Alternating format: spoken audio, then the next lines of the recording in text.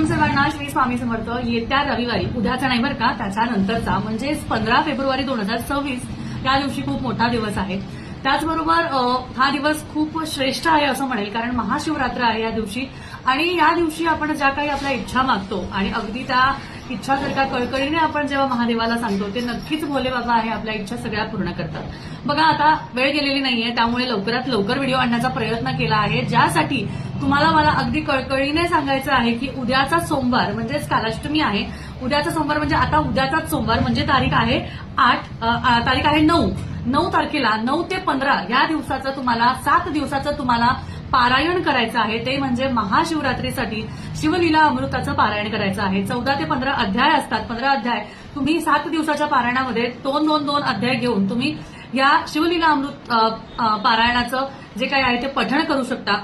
7 दिवसात 3 अध्याय सुद्धा घेऊ शकता. 2 अध्याय सुद्धा तुम्ही घेऊ शकता. म्हणजे तुम्हाला जसं जमेल तसे तुम्ही हे अध्यायाचं पारायण, या ग्रंथाचं पारायण 100% करू शकता. पण मी असं म्हणेल, तुम्ही 3 डिवाइड करा, 5 डिवाइड करा, 1 करा, त्या 2 करा. ही तुमची इच्छा, ही संपूर्णपणे तुमची इच्छा की तुमच्याकडे वेळ कसा आहे.